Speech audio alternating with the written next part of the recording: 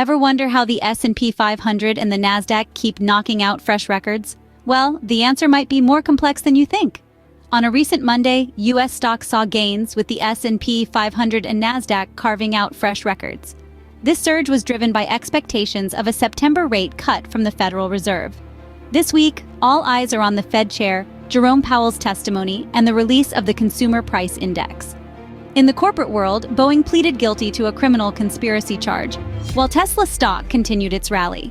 Chip stocks outperformed, lifting the Nasdaq, and Bitcoin hovered near $56,000. Paramount stock took a hit after announcing a merger with Skydance Media. Meanwhile, the Dow Jones gained traction on the rise of Intel and Boeing shares.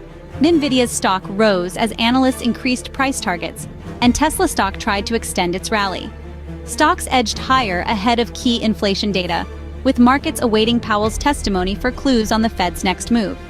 Disney shares were also in focus following estimate bumps from JP Morgan. To recap, the stock market is in a state of flux, with the S&P 500 and Nasdaq eking out fresh records. Expectations of a September rate cut from the Federal Reserve are driving this trend.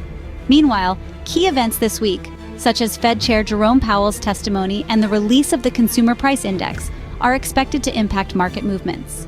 In the corporate sector, Boeing's guilty plea, Tesla's rally, and the Paramount Skydance Media merger are making headlines. The rise of Intel and Boeing shares have boosted the Dow Jones, while NVIDIA and Tesla stocks are on the rise. All the while, the stock market is anxiously awaiting key inflation data and Powell's testimony for clues on the Federal Reserve's next move.